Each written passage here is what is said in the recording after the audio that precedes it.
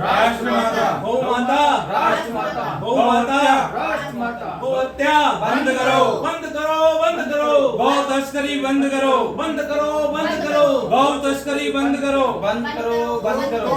मामला कहाँ का है? क्या ऐसी बात थी जो आपने कहा कि जो सरकार जो दावा करके आई, जो वादा करके आई, वो वादा पूरा नहीं हो रहा?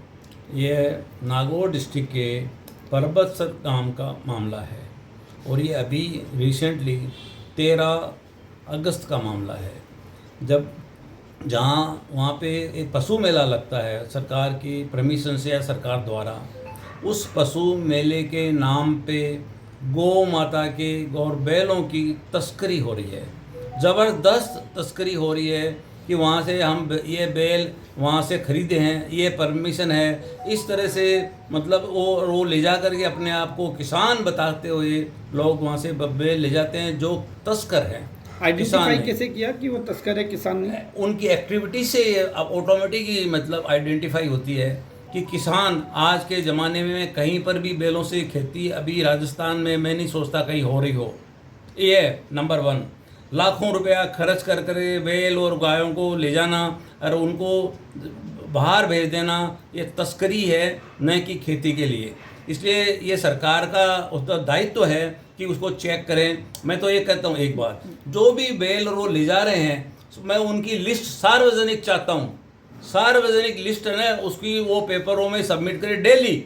सरकार का ये दायित्व है ताकि हर गौ भक्त को और सनातनी को ये जानने का अधिकार है कि उसकी माता के साथ या उसके बैलों के साथ कोई अन्याय तो नहीं हो रहा है, और ये सरासर गलत है। इनके ट्रांसपोर्ट को लेकर के भी कानून है, किस तरह का कानून है और वह किस तरह की इससे अलग?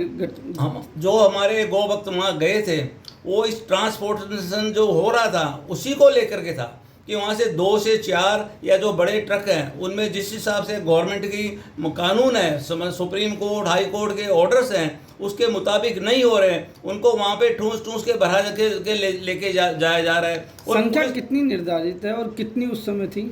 उसमें 2 है और मेरे अभी भाई साहब आपका नाम और पदनाम बताएं। मेरा नाम ताराचंद कोठारी, मैं प्रदेश अध्यक्ष भारतीय गौ क्रांति मंच जयपुर से हूँ। देखिए इनका मैनिफेस्टो है। कांड हुआ, गौ भक्तों के साथ जो मारपीट हुई, उनको जेल में बंद किया गया है, उनकी हम कड़ी निंदा करते हैं। साथ ही 3 या 4 दिन की सरकार को हम समय दे रहे हैं।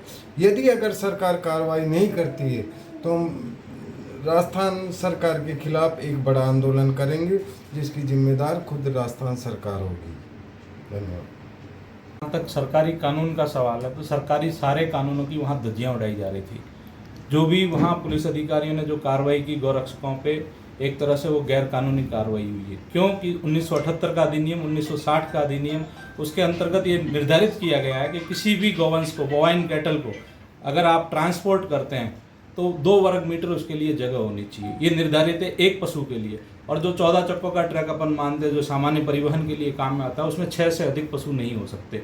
रेलवे वैगन में भी उन्होंने ये निर्धारित कर रखा है कि एक वैगन के अंदर जो है वो 2 वर्ग मीटर में एक पशु होना चाहिए। इस तरह के परिणाम है, लेकिन वहाँ पर ये हो ही रहा है, उसके उल्टा रहा था। एक गाड़ी के अंदर 20-20, 25-25 गौवंश को भरा हुआ है। गौवंश को रखने के लिए नीचे पशु चारा, पानी, इन सब की व्यवस्था, मेडिकल फर्स्ट एड किट और एक चिकित्सक साथ में होना चाहिए, लेकिन कोई भी इसी प्रकार की व्यवस्था नहीं थी। पशु मेलों के अंदर ये भी निर्धारित किया गया है कि जो व्यक्ति पशु खरीदने आएगा अपने सक्षम कलेक्टर से एक कॉपी लेकर के आएगा। उसके प्रपत्र भी है, अगर आप चाहेंगे तो आपको प्रपत्र दे दिया जाएगा। उस प्रपत्र के अंदर भरा हुआ फॉर्म होगा, उस फॉर्म के ऊपर कलेक्टर की परमिशन होगी तो ही कर सकते हैं, लेकिन इस तरह की किसी प्रकार की परमिशंस वहाँ के लोगों के पास नहीं थी। जब गौरक्षकों ने उसको रोकने की कोशिश की तो वहाँ लोगों की भीड़ इकट्ठा हो गई। भीड़ ने उनके साथ मॉब लिंचिंग की, उनके साथ मारपीट की और उल्टा ही पुलिस के ऊपर राजनीतिक दबाव बनाया गया अपने क्षेत्र के लोगों के द्वारा, और है जो उनके ऊपर मुकदमे दर्ज करा के आज 15 जो गौरक्षक है उनको गिरफ्तार किया गया। हम उनकी गिरफ्तारी की निंदा करते हैं, उनको तत्काल रिहा किया जाए। इस संबंधित मामले में आप राज्य सरकार और केंद्र सरकार से अपनी कोई मांग रखेंगे, ज्ञापन देंगे? सरकार से सिर्फ इतनी ही मांग है कि जो अभी वर्तमान में कानून बने हुए हैं उन कानूनों का सख्ती से पालन होना चाहिए। राजस्थान हाई कोर्ट ने भी 2015 में इस तरह का निर्णय दिया हुआ है। उस निर्णय के अनुसार भी ये है कि कहीं भी पशु का ट्रांसपोर्टेशन जो बोवाइन कैटल की श्रेणी में रखा गया है, क्योंकि गाय को पशु माना गया, हम गाय को पशु नहीं मानते, वो हमारे लिए माता है, लेकिन जिस तरह से इसका ट्रांसपोर्टेशन हो रहा है, जो सख्त कानून बने उनका ही पालन किया जाए तो अभी 90% जो तस्करी है वो रुक जाएगी। संबंधित मामले में मानिए सकारात्मक कदम संबंधित हुआ मा- तो क्या रहेगा अगला रुख? संबंधित मामले में अभी हम मुख्यमंत्री से मिलने का प्रयास करेंगे, एक संत प्रतिनिधि मंडल भी हमारे साथ जाएगा। अगर उसमें सकारात्मक रवैया सरकार का नहीं रहता है तो सरकार के खिलाफ आंदोलन करेंगे। आंदोलन के रूप में आमरण अनशन पर भी हम लोग बैठ सकते हैं। इसकी शुरुआत कहाँ से उसकी करेंगे? 3 से 4 दिन का सरकार को समय दे रहे हैं। उसमें अगर कार्रवाई नहीं होती, जमानत नहीं होती है तो फिर इसी मामले को लेकर के मुख्यमंत्री निवास पर या जहां पर अनुमति मिलेगी वहां पर धरने पर बैठना पड़ेगा।